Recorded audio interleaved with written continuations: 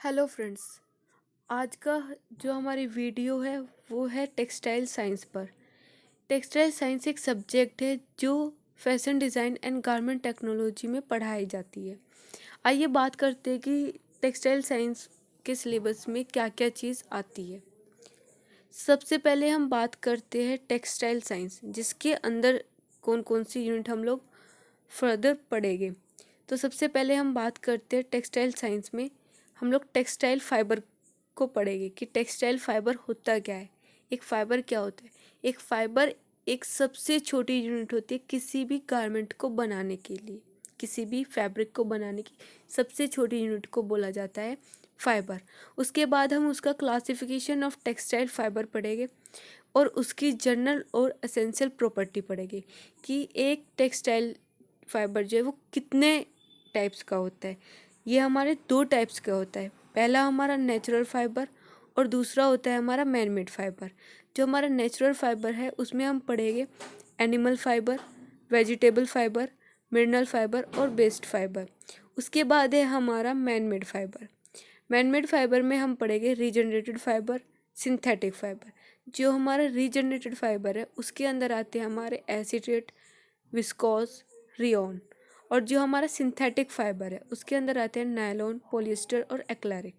अब हम बात करेंगे कि अब हमें ये तो पता चल गया है कि एक फाइबर कितने टाइप्स के होते हैं, दो टाइप्स के, एक हमारा नेचुरल फाइबर और एक हमारा मैन मेड फाइबर। लेकिन हम इन दोनों को पहचानेंगे कैसे, उसको आइडेंटिफाई कैसे करेंगे। इसीलिए हम नेक्स्ट जो टॉपिक होगा उसमें हम पढ़ेंगे कि आइडेंटिफिकेशन ऑफ टेक्सटाइल फाइबर, एक टेक्सटाइल फाइबर को कितनी तरीके से आइडेंटिफाई किया जाता है। विजुअल इंस्पेक्शन करके, उसको छूकर, महसूस करके, देखकर, उसके बाद बर्निंग टेस्ट करके, उसको जलाकर, माइक्रोस्कोप आइडेंटिफिकेशन माइक्रोस्कोप में देखकर। जब भी हम माइक्रोस्कोप में कोई भी फाइबर आइडेंटिफाई करते हैं तो जो उसकी मैग्नीफिकेशन पावर होती है उसको हमेशा 100% रखा जाता है। उसके बाद केमिकल टेस्ट करके, कुछ केमिकल यूज़ करके हम फाइबर को टेस्ट करते हैं कि ये कौन सा फाइबर है। उसके बाद एलिमेंट्री नॉलेज ऑफ प्लांट कि मिक्स ऑफ फाइबर कौन कौन से होते हैं उनके बारे में।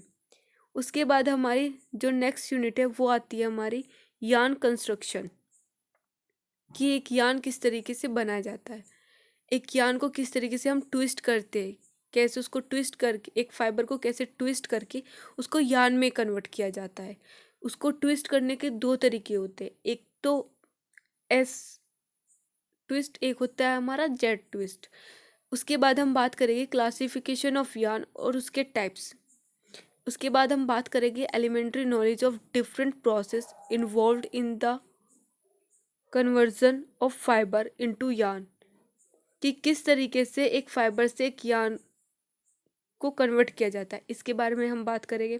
कैरेक्टरिस्टिक फीचर्स ऑफ यार्न क्या होती है, एक यार्न के क्या क्या कैरेक्टरिस्टिक होते हैं, यार्न काउंट क्या होता है, यार्न काउंट सिस्टम क्या होता है, ट्विस्ट एस ट्विस्ट और जेड ट्विस्ट क्या होता है, इसके बारे में हम बात करेंगे। उसके बाद आती है हमारी third unit woven fabric construction. इसके बाद है हमारा next unit woven fabric construction. Woven fabric construction मतलब वूवन किस तरीके से, जो वूवन हमारा फैब्रिक होता है उसको हम किस तरीके से कंस्ट्रक्ट करते हैं, उसको कैसे हम वीव करते हैं।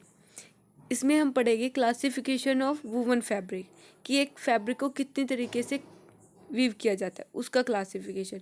Elementary knowledge of different processing involve in the conversion of yarn into fabric, fabric weave.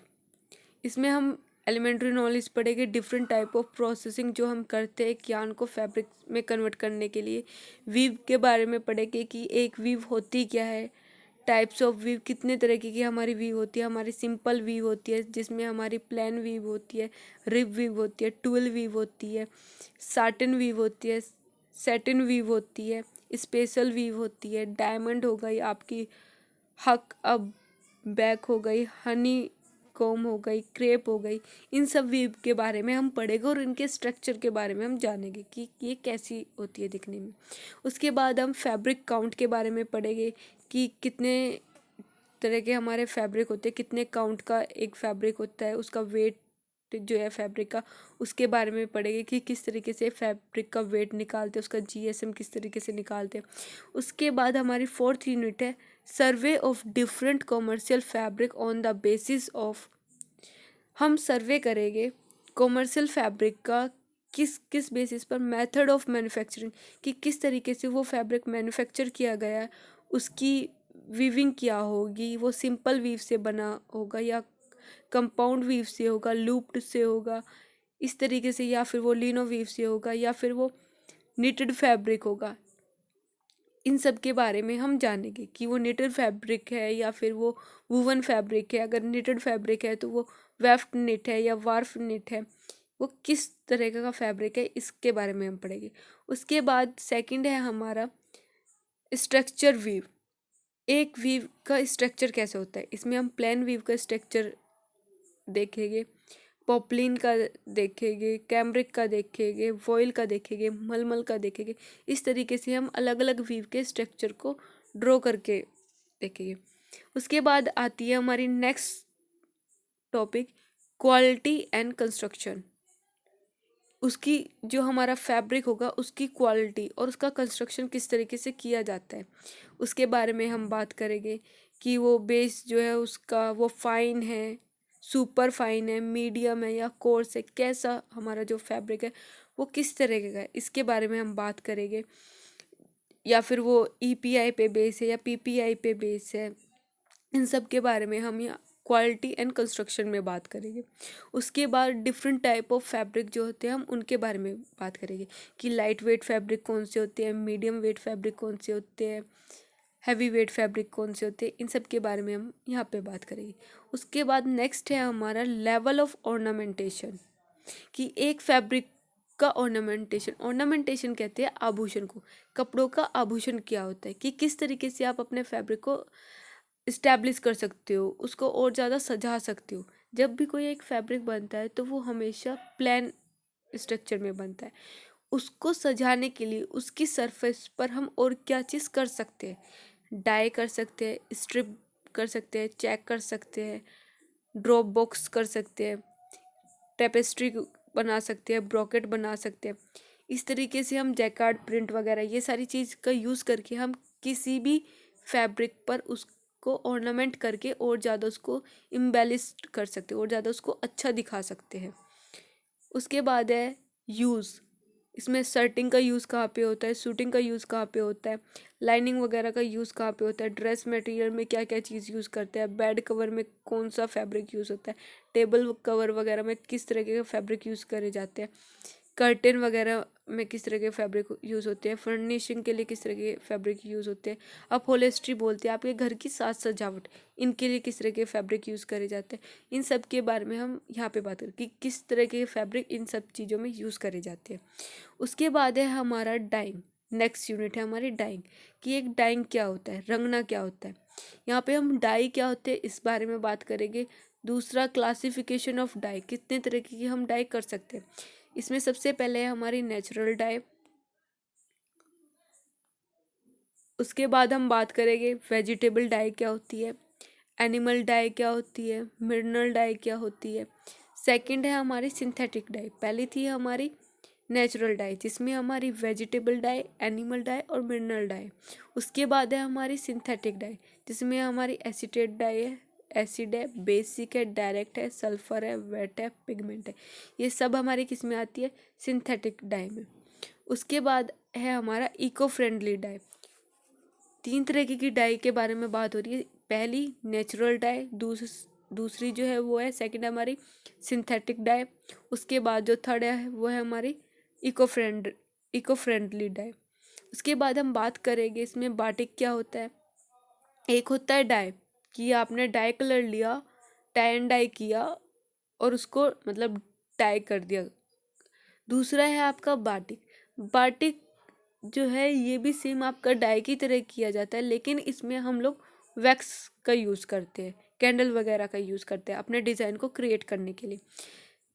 उसके बाद है आपका टाई एंड डाई।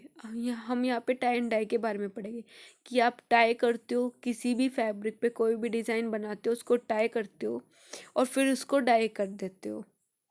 उसके बाद है नेक्स्ट है हमारा factor which affect fading of dye fabric. वे कौन कौन से फैक्टर है जो फैब्रिक पे से डाई हटाने थे।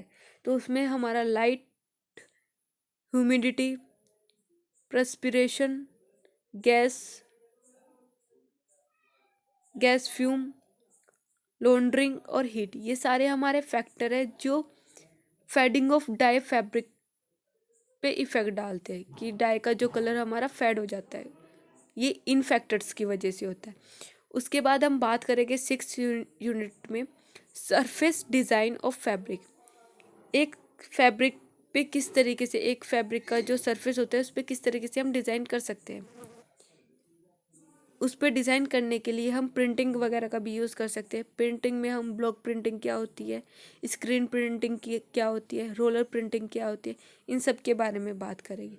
और सबसे लास्ट जो हमारी 7th यूनिट है उसमें हम बात करेंगे study of different commercial fabric.